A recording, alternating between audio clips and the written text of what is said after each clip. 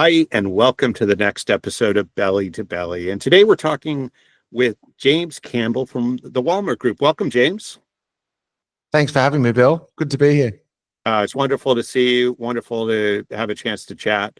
And so we got to meet a month ago when I was in the UK, and you guys are doing some exciting things.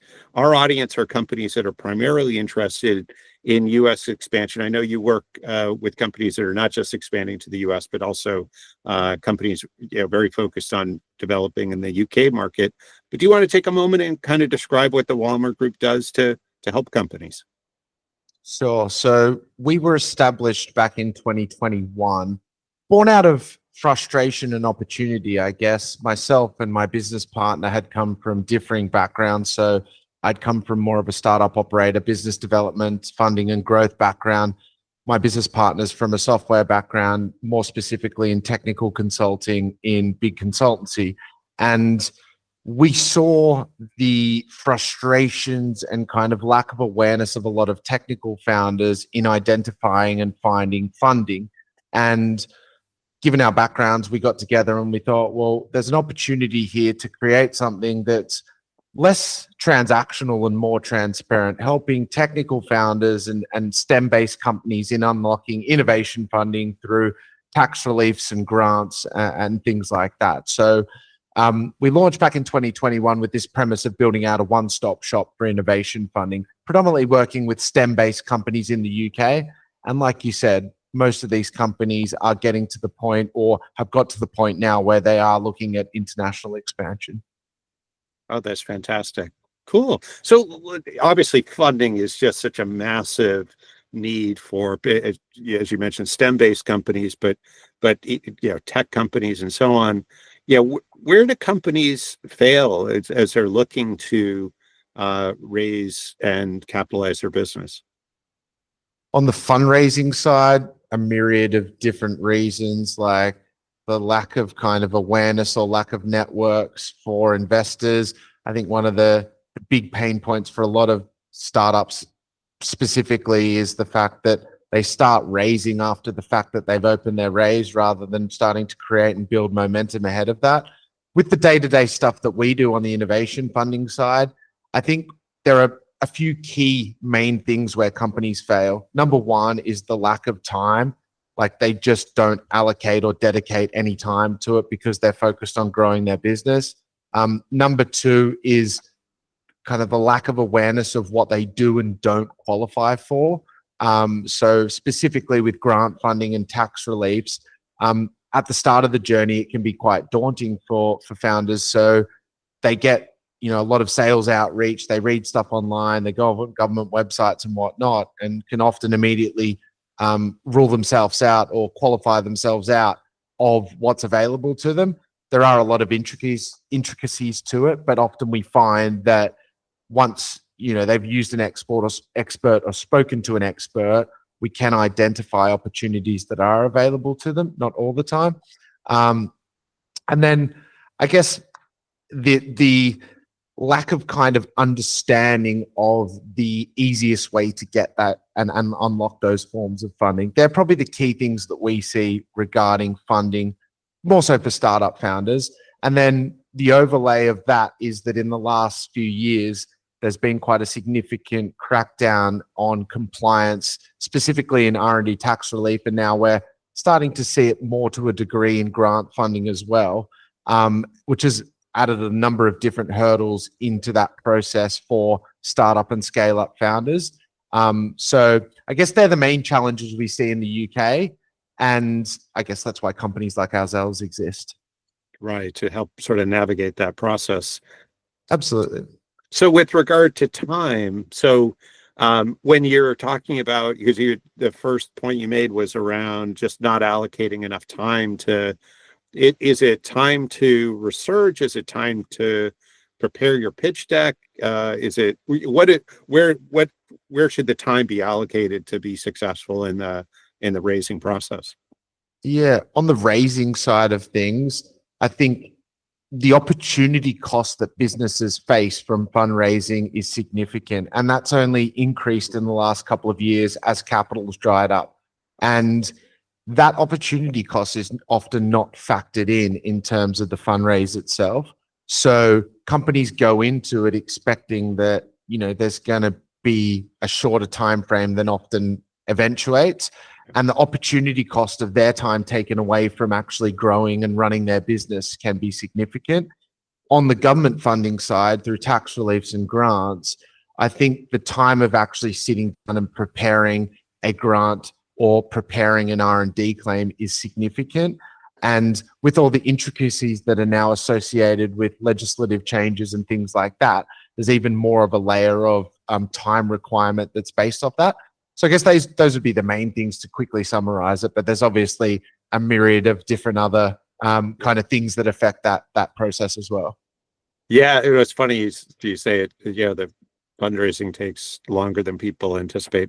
I have yet to meet a company where it's Gone to not plan. at least 2 or 3 times longer than Yeah. what they estimate. And I think even, it's, I think it's there's the time until you get a term sheet, right? So there's all those activities, whether it's the, pitching to 100 investors, Yeah. or whatever, that get sort of that road to the term sheet. But even after the term sheet, there's still a Yeah. fair amount of time, right? And Yeah. so, yeah, I think the expectations around that, and I guess I'd love your comment on this too, because statistically, somewhere around 1% of companies globally are successful at raising venture or angel funding.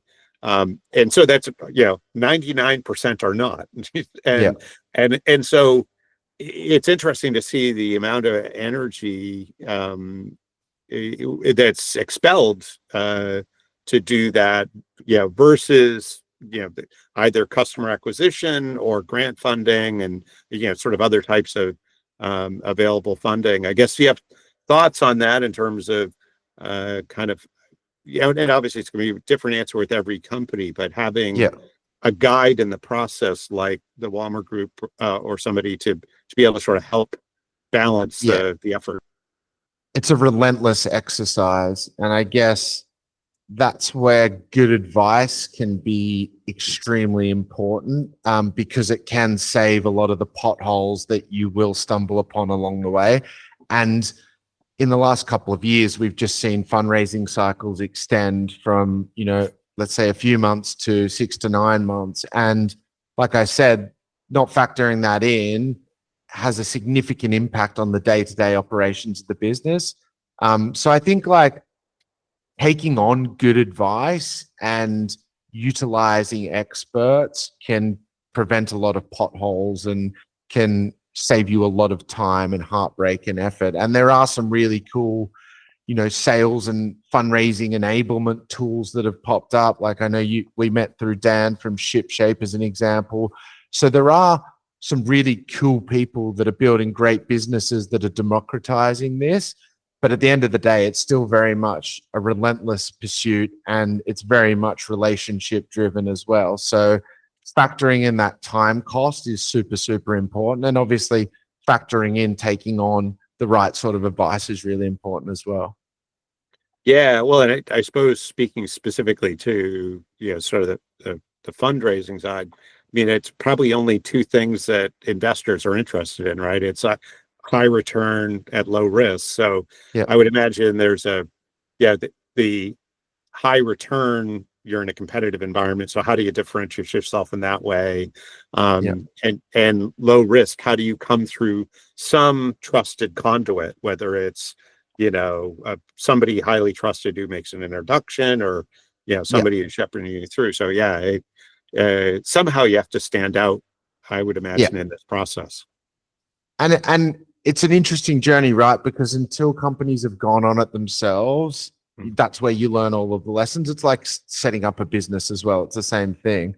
But you see experienced founders who have been there and done it before, that have either had exits in the past or well into Series A, Series B and onwards, and they just start to get a formula for it. And it's not always, a sweet science, but they start to get a formula for it, and it becomes just a relentless exercise. So And then doubling back on that, on the government funding side, there are some similarities to that now in the sense that there are a lot more compliance hurdles. And I guess you mentioned the low risk side of things. Having government funding, and this is not advice, but can help in terms of the fundraise side of things. If it's a grant, then there's obviously some government funding there that can go hand in hand with the investment. If it's, R&D tax relief as an example, it kind of gives investors confidence that what they're doing due diligence on, has gone through the rigors of HMRC, and also, with the benefit being around the 20% of the qualifying expenditure, there is kind of de-risk per se on their investment. Again, not financial advice. But yeah, it kind of all ties in together at the end of the day. But fundraising at the moment is really challenging, and there is just a longer time window. So yeah, I'm hoping at some stage that there's going to be a bit of a turn in the UK, but when that is, we don't know. Sure. So a quick question before we close up. So you get to work with lots of founders. When you think about the ones that are most successful, what's a common attribute you see kind of across the number of successful founders? There's loads of them. I've used this word a lot already in this conversation, but relentlessness is like a key one. I think you meet founders that just have this insane drive to build something that's like global and game changing. I think having kind of the right team around them is really, really important as well. Because I've met brilliant founders that have don't have the framework around them in terms of the team. And that can be massively limiting, because when those founders are out there day to day, with the vision and doing everything around growing the business, fundraising, etc., you still need the nuts and bolts in the business to keep everything operating. I think that's another really key attribute of the really successful founders I've seen.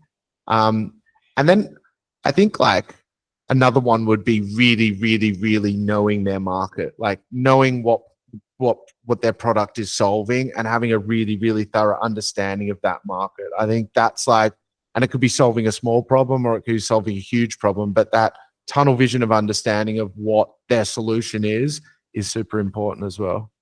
Love it. I'm going with relentless. I love it. Passion, relentless. That's all good. I gave you a few then. I could probably babble on a bit more about that, but yeah, I'd say relentlessness is number one. Perfect. James, this has been such a pleasure. Is it okay if I share your contact details in the description below? Absolutely.